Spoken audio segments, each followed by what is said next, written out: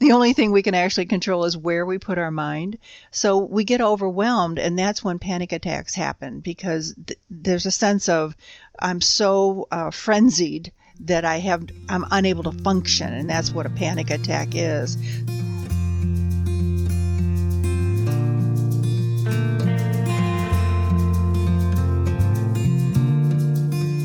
Welcome to Zestful Aging, where I interview thoughtful, inspiring, and influential guests who are making their mark on the world and contributing to the common good. Making your mark, big or small, is creating a legacy, and it's one of the proven ways we can age with vibrance and deep contentment. Zestful Aging podcast is my legacy. I'm your host, Nicole Christina, psychotherapist and fellow Zestful Ager. Our music is courtesy of Judy Banker, who is a previous guest on Zestful Aging. Find out more at judybanker.com. And to find out more about this podcast, my web courses, and other offerings, hop on over to zestfulaging.com. I know that everyone is feeling really stressed and anxious right now. We're all unsettled and feel out of control. So I created a free download for you for maintaining mental health based on my 30 years as a psychotherapist. Just go to zestfulaging.com and it is all yours.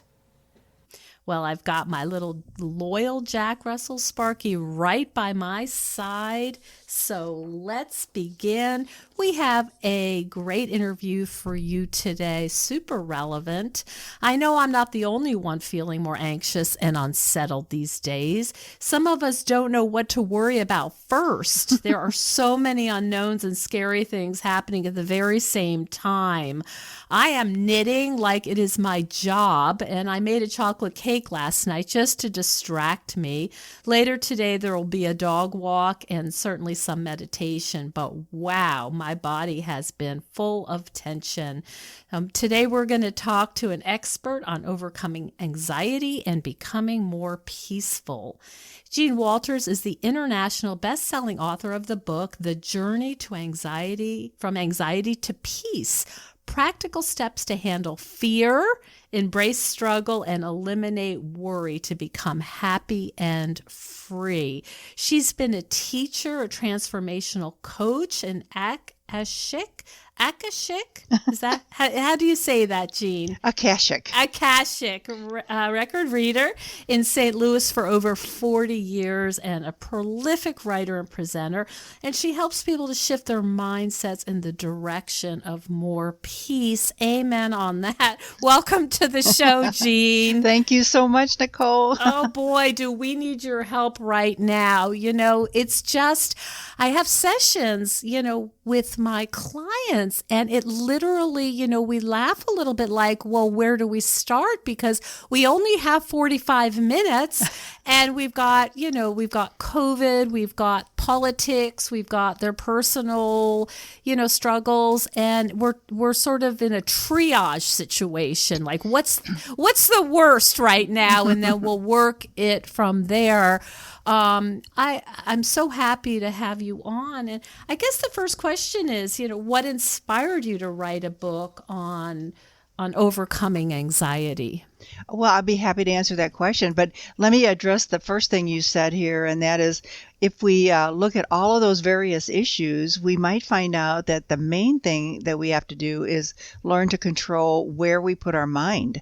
Because if they're trying to take in all of that at once, what they're doing is creating a lot of mental anxiety. And when the mind is anxious, the body's anxious and everything else is anxious. So we might start there. But what really got me motivated was when I was a child, and my mother was such a nervous wreck, and she was so fear-based. And in talking to people over the years, I find out that a lot of people, not everybody, but a lot of people had that same mother.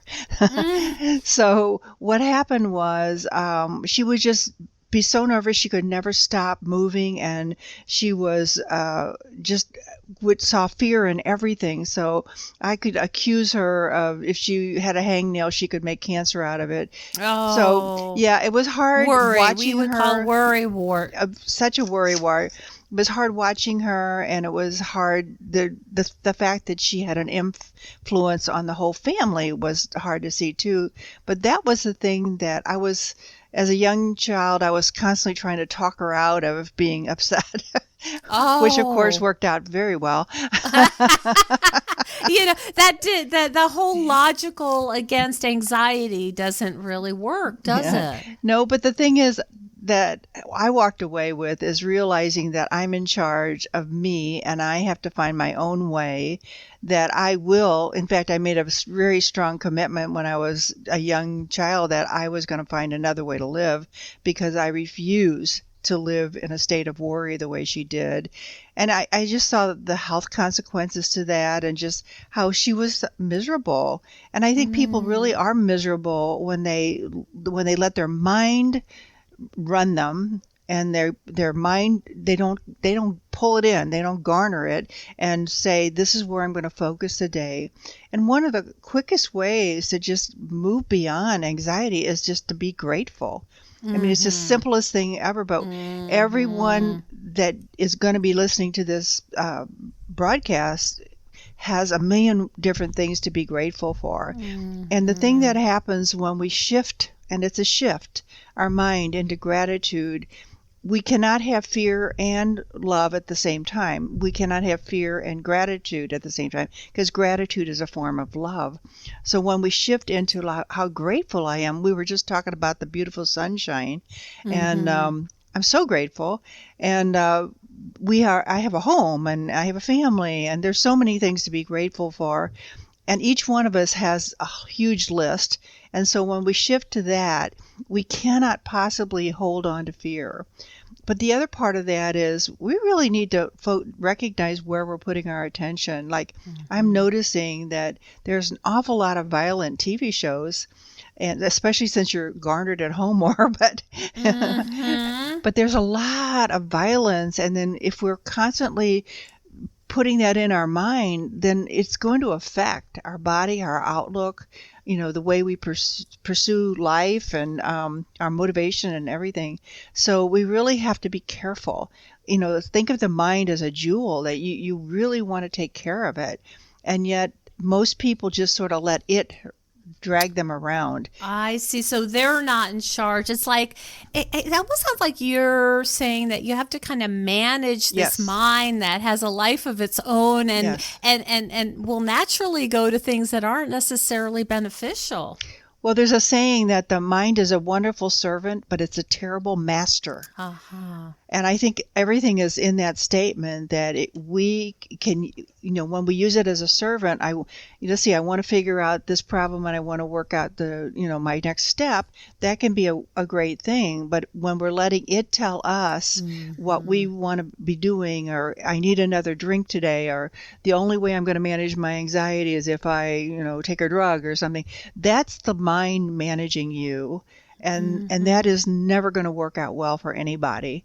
So we need to become conscious, first of all, that what's going on within our mind, and then to direct it where we want it to be. What we focus on increases.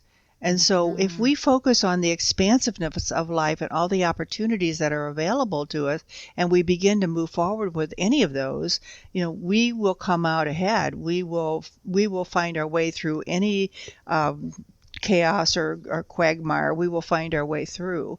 You know what's interesting, Jean, is I'm hearing you, and of course, you and I are really on the same page in terms of living with intention Cool. and all of this. But what I think is so interesting is this mindset shift affects every single thing we do. Yet Yes. nobody teaches this in like here's a skill. Here, Hmm. you learn to write and do math and play, Yeah. whatever in elementary school. This is how you play soccer or whatever. But we're not taught how to think or Hmm. manage our brain. That's right. That's right. And it is so true. And yet, what is more important than managing your mind?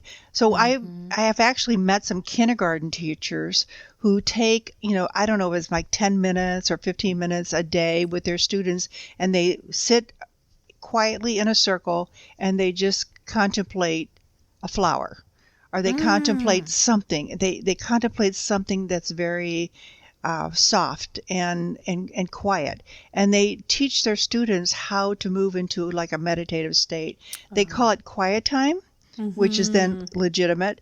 And so I think that that's a wonderful thing if we could incorporate more of that nature into our school systems. It would be a practical skill that they could take in their life forever and ever, you know? Absolutely. And I know I'm aware of some research that in Oakland, California, that instead of giving the kids, if they're having some problems with behavior, instead of giving them detention, they teach them meditation or quiet time. Yeah. And boy, has that been successful. Yeah. Because we really, as we need it, we essentially crave it. We want to connect to something deeper within ourselves, and we can't do it if we're always looking out at the world and letting the world tell us what to be concerned about.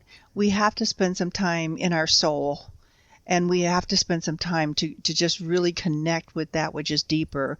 And that's what really moving from anxiety to peace is all about. In the book, I have a lot of different practices that can be done that will facilitate that.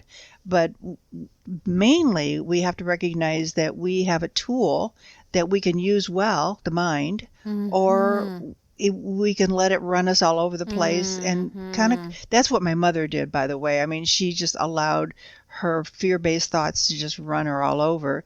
And then that really harmed her a lot. And basically it had an effect on every one of us.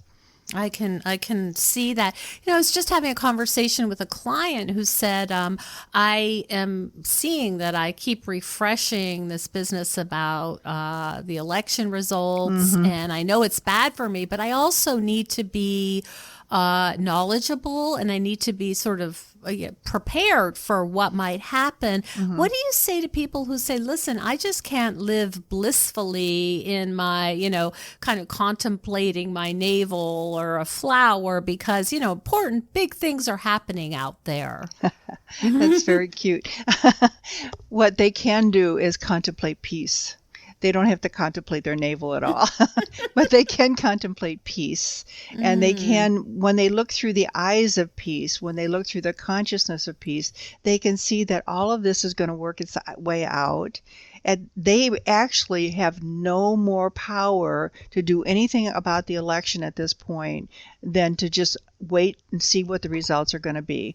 So to think that they have to constantly be tuned into it is a misnomer. I see. It's almost an illusion, right? Exactly. Of power. It's like if I keep refreshing this and I'm up to date on every moment, somehow I have some weird influence or I have some control over my world. And unfortunately, I think the reality, and we're really seeing this, is that the big things, we have very little influence over. Yeah.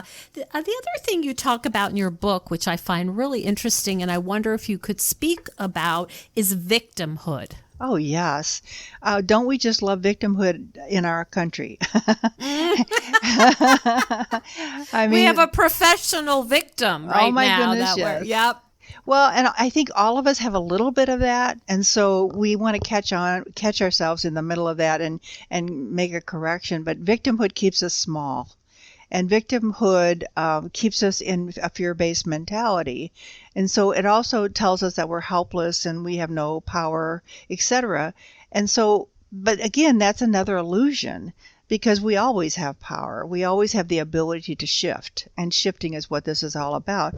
But we have been trained in many ways like, oh, you poor thing. Oh, how awful that is. And like, oh, you must be hurting so bad. And so there's a lot of reinforcement of that. We talk about the people that need our help and the food banks and so, and all of that's legitimate, but I think that we let it override the other part of us that sees possibility, that recognizes that whatever it is that we're wanting, whatever it is we're willing to work toward, we can have. We can move toward that. There's always an action to take. I love the story of Arnold Schwarzenegger. I love that story because he started out in Austria with nothing and decided that he wanted to be an American cowboy. a movie star. And I yeah, did not. I don't know this story. yes, and he would, pull himself up on tree branches and lift rocks and begin to build his physique. He found this magazine on bodybuilding, and he decided, I'm going to be Mr. Universe. And he knew that was going to be a step in the direction that he wanted to go. And so he just started building his body up and entering contests, and he became the youngest Mr. Universe. And then from there, it was like he found ways, sponsors and so forth, to come to the United States. And little by little, he had to clean up his accent. He had to learn good English. He had to take some acting classes. But little by little, he found the right people, the right opportunities, the right sponsors, and he became a movie star.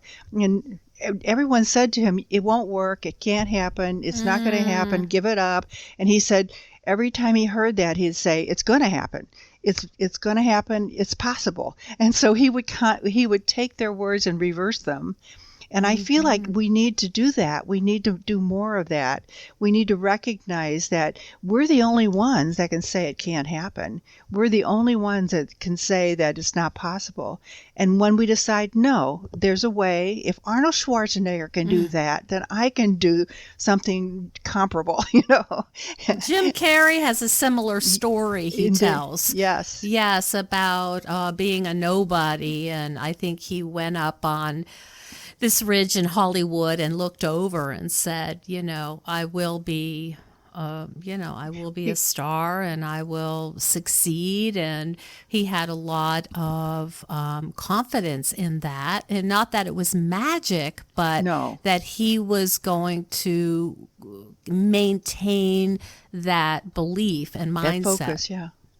That's right. And he wrote himself a check for $7 million for services rendered.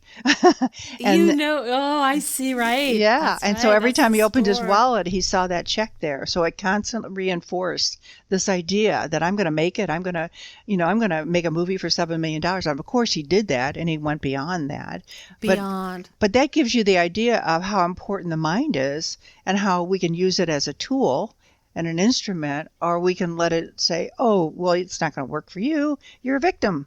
You had poor Nothing parents. ever good happens to you. Yeah. Look at this and that. Are there things in particular, Jean, that you do to reinforce this idea that possibilities are waiting for you?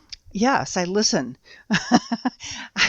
Every day I meditate. It's really my quality time with myself, and not to say that my life isn't quality, it certainly is, but I meditate in the morning, and I do some usually I do a little bit of positive reading. I like to read about the masters, and then I meditate and I just ask, next step, what's my new direction, or what is it most important right now. But I get a lot of inspiration that way, and I write a lot when I do that time too. So it's a really important time for me, but I feel like everybody can do something like that if they're walking and they're letting themselves listen while they walk, or if they just play some really soft music and let themselves relax for 5 to 10 minutes, and just in time they'll be able to go deeper into themselves, and then they'll be able to get that inspiration they need. Our intuition is always working, and oftentimes people will tell me, well, I ignored it. And I go, whoa, you paid a price for that, didn't you? And yeah, I did pay a price for that. So our intuitive voice is always active, and when we start paying attention to it, we get all kinds of great ideas and the next step and who to call and so forth. So I always keep notes when I meditate, because I get a lot of that, and I did already this morning, which I will be following up on. So it's just invaluable. Such a source. I think you're talking about, switching from our environment as a source of guidance and information and direction to our internal wisdom. That's Is that right? Exactly. Instead of looking out all the time, look in. I think it was Gandhi who said, you don't solve a problem from the level of the problem. Or was it Einstein? I don't know. One of those great guys. Yes. Great guys. And that means, one of the things I have in my book is to imagine you're at the top of the mountain, and now you're looking at your problem, issue, whatever it is, and then stay in that higher energy, because you can see more objectively then. If you remove blame and criticism and judgment, and just see the situation you're in from a higher dimension, you'll be able to go, okay, I know what I need to do next. I see. So you're not stuck in it. No, you always want to address the issue from another place, from a different dimension. I think the Dalai Lama teaches the very same thing. You look at things from different points of view, and when you do that, you begin to understand the issue more fully, but you also are guided toward what needs to happen next. Wow. That's really helpful. Hey, lovely listeners, I have something really special to share with you. I recently interviewed Dr. Elise Bailu, who is the founder of Mindfulness in May. Every May, thousands of people worldwide join the program featuring the world's best experts and build mental resilience through committing to 10 minutes of meditation per day, while also raising funds to address the world's most urgent global issues. Over the last 8 years, Mindful in May has taught over 40,000 people to meditate while raising $800,000 to bring clean, safe drinking water to the developing world. Well, I'm going to give out 5 free registrations for Mindful in May to the listeners of Zestful Aging who write the most descriptive and original 5-star review of Zestful Aging on whatever platform you use to listen. And after you rate the show, please copy and paste your review and send it to me at zestfulaging.com with instructions on how to contact you. The contest ends April 30th. And I'll be joining the program in May, and I can't wait. And please check out mindfulinmay.org. It's really special. Look for Elise Bailu's episode coming soon. Now, back to the show. People are, as you well know, experiencing huge levels of mental health issues right now, Yes. Huge levels of anxiety. And, as a psychotherapist, I can tell you that, there's just people are booked. My colleagues are booked. We just can't take any more clients because there's such everybody is needing some help. Right. And one of the things that we're hearing, of course, is people having panic attacks, huge anxiety, huge, of course, unknown things are not, we have these losses that are ambiguous. We don't know what's going to happen. We don't even know what the holidays are going to look like. Talk a little bit about how a person can deal with actual panic and panic Certainly. attacks, please. Certainly. That's a great question. But the truth of the matter is that the panic attacks always start in the mind. So what happens is people become overwhelmed. So they're like you're saying, oh, we're dealing with COVID, and we're really not. I'm healthy, you're healthy, and until we're faced with something, we're not dealing with it. We already have the protocol. So the mind will go all over the place, and it'll go in the past and in the future, and it'll probably solve everything. And one of the big things that we love to imagine that we can do is control. And of course we can't. The only thing we can actually control is where we put our mind. So we get overwhelmed, and that's when panic attacks happen, because there's a sense of I'm so frenzied that I'm unable to function, and that's what a panic attack is. So being taken over by that feeling of loss of control. Right. And then the thing that you have to do is bring yourself to the present moment.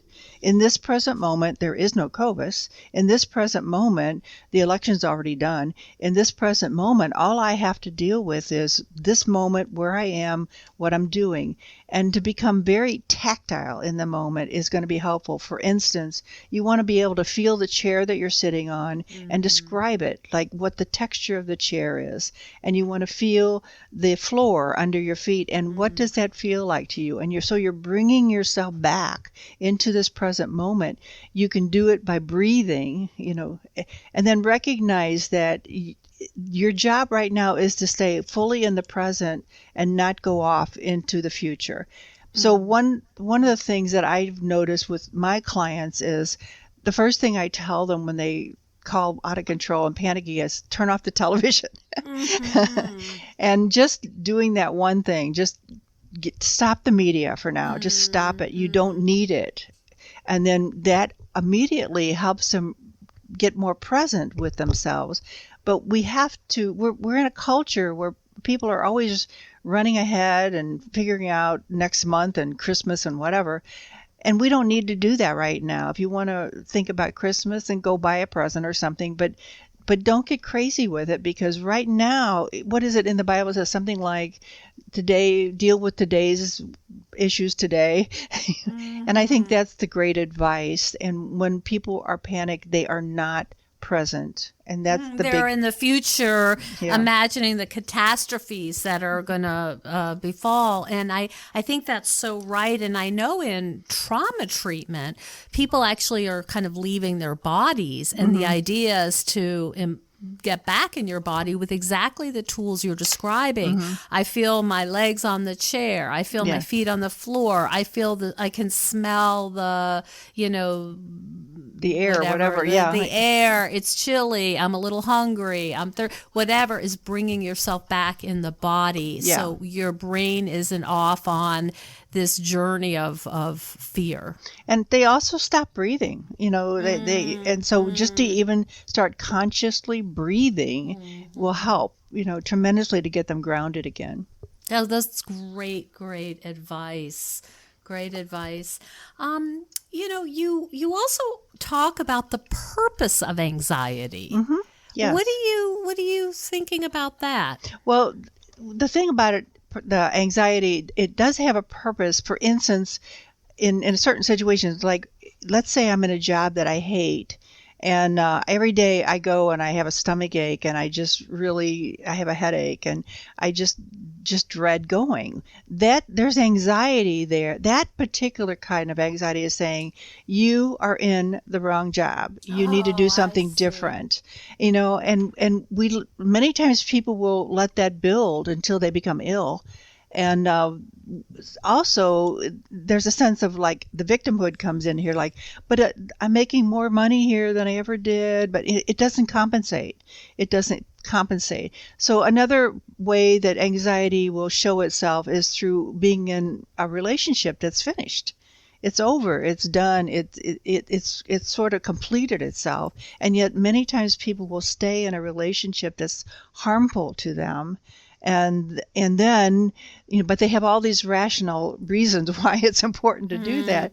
But they're not looking at the fact that they're being harmed by just staying in a relationship that not only is no longer enriching, but it's also decreasing their energy and their appreciation for life. So these are ways that we can spot anxiety as a messenger, if you will, to say, you know what? There's a reason why we have anxiety. Like I was saying before, we're either all over the place and overwhelmed, or we're in a situation that's no longer working for us. And I tell people this all the time. If you don't leave that situation, it's going to leave you. So you get to make a choice. And what happens is oftentimes they're fired from the job, they're downsized or whatever, because it's finished, it's over, and they needed to move on, and they wouldn't do it. So the universe had to step in and go, okay, we're taking care of this. So, I see. So talk a little bit about the Akashic reading. Yeah. I am not familiar with this, but it sounds like you have been really doing this for a long, long time. What is it all about? Well, yes, Akasha, first of all, is a Sanskrit word, the oldest language, And it means that substance, that energy in which we live, breathe, and have our being. And you might say this, that there is whatever, every thought, every action you've ever taken is recorded. And so it's not a recording like a CD, but it's a recording like in an energy form. And so when you can train your mind to a degree that you can move back and ask these kind of questions like, what is a significant lifetime for me? Or why did this particular circumstance happen? You know, what's the reasoning behind it? What happened? What's the cause for this effect? If you're quiet and allow yourself to be able to receive that deep energy, you will be, I in this case, would be able to relay the information that comes. What happens with an Akashic reading is healing, because it puts reason behind things that seemingly don't have reason.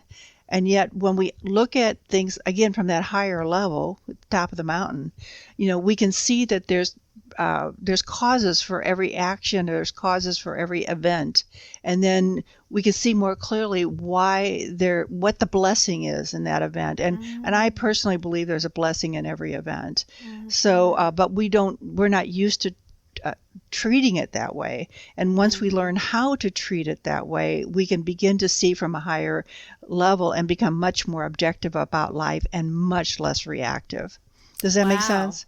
Yeah, it sounds really lovely, actually. So what's the process when you're reading for somebody? What does that actually look like? Well, what I need to do when I read for someone is I need to make a connection to that person. So in order to do that, and it's an energetic connection, so in order to do that, I take their full name and birthday. Now that segues them different from anyone else. So I can connect with that energy known as Joe Smith, and you know, his birthday, and then once I have that connection, which happens pretty instantaneously once I have that information, then you know, I can just start describing everything that I see for them. I like people to have some kind of an idea of what they're trying to achieve with a reading, because that allows my mind to go toward their intention. And then it basically makes things much more simple and much more straightforward. So, I mean, so the purpose for me to do readings is to help them move or shift into a higher place, into a more stable, you know, consciousness, where they can actually begin to grow and move and understand and let go of fear, because we don't need to live in fear. That's never going to help us in any way. That it is very limiting, and you know, it's paralyzing, right? If we're so fearful, we can't really make any changes that are important to us or our world. That's right. And that's why, you know, the leaders become people like Arnold Schwarzenegger, who refuse to say no, who refuse to accept no. And so when we look at our great leaders, and I mean great leaders like Gandhi and Martin Luther King and Bishop Tutu and the Dalai Lama and Nelson Mandela, these people just went ahead anyway. They didn't stop because it was going to be hard, or you know, they may not be successful. They just did it anyway. And John Lewis. Yes. Yep. And that's what I propose, that in our deepest spirit, that's who we are. In our deepest spirit, that's exactly who we are. Find your goal, find your passion, and move toward it. It doesn't mean you have to be a famous anything. It means that you're accomplishing your purpose for hanging out on the earth. I love that. What's the experience like for you, Jean, when you are doing a reading? Is it something that just sort of feels like a download for you, or does it come through your body, or what? It feels. We all hear about the sixth sense, you know, the psychic sense or the intuitive sense. It comes that way, but it comes. It's in color. It's in. It's in words. It's in like a movie. And for me, what I do to make sure that I'm ready for that is I remove myself. Jean gets out of the way, because I want this to be clean and pure. And that means that I cannot, there's no filtering, and it's straightforward. So I tell people, no matter what comes through, I'm going to tell you exactly what it is. And so, don't ask for a reading if you think you have to be a princess or you know, or a movie or some star. exalted being, I love that. I love that. Because, That's yes. wonderful. And you do these remotely so people Yeah. can contact you and say, I would like a reading. Yeah, as long as I have their full name and birthday, that gives me a clean connection. And then, then that combined with their intention to have the reading, that gives me a clean connection. And then it doesn't matter where they are because we're all living in one energy. And so whether you're in Timbuktu or sitting next to me, it's the same thing. How is it for you after you do a reading? Is there any sense of fatigue, or do you have to sort of rest or rejuvenate your own self? Well, the only thing I would say, and it's probably very much like you doing sessions one after the other, there's only there's a certain number of sessions that you can do and you're tired, right? And so it's the same thing. It's just I'm focusing in a different place than where you would be focusing in your session, but it takes concentration, and it takes holding my mind in a certain place. So the fatigue that would come from just doing that. Yes, disciplining yourself and maintaining I guess an open vessel in a sense. That's exactly right. So it's not draining in any other way, but there's just just the fact that you're using your mind. It's work. Yeah. Yeah, it's work. That's great.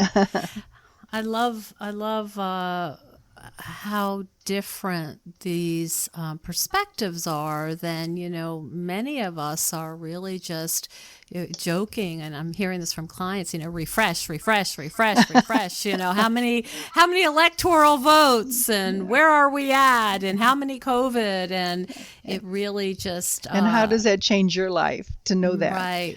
Right. How can I be fully present and utilize my talents and my gifts to contribute? Yeah, that's lovely. Jean, I would like to pass along to our audience where they can find out more about you, because I suspect they will be very interested. Well, I would love to share with them, and this particular book, The Journey from Anxiety to Peace, if they mention to me that they heard the show, I will send them 3 chapters of the book. But in order to get in touch with me, first of all, my website is spiritualtransformation.com. And my email address is Jean, Jean, at spiritualtransformation.com. So, if they would like to send me an email and let me know that they're interested in the book, I would be happy to send them 3 chapters.